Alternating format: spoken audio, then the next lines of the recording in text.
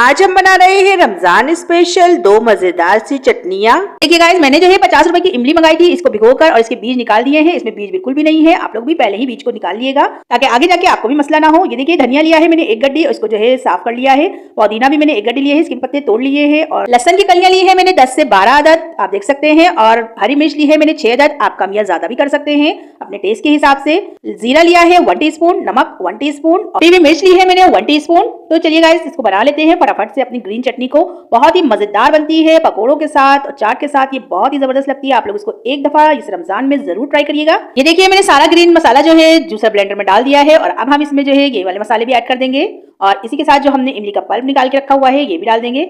ये 50 रुपए की इमली का पल्प था। अगर आप चाहें तो इसको कम या ज्यादा कर सकते हैं अपने टेस्ट के हिसाब से। ये अब मैं इसको रोक रोक कर मशीन को चलाऊंगी और ताकि ये अच्छा सा इसका गाढ़ा सा पेस्ट बन जाए। ज्यादा पानी वगैरह नहीं ऐड करिएगा, नहीं तो ये पतली भी हो सकती है। ये देखिए, हमारी चटनी तैयार हो गई है, दिखाती हूँ।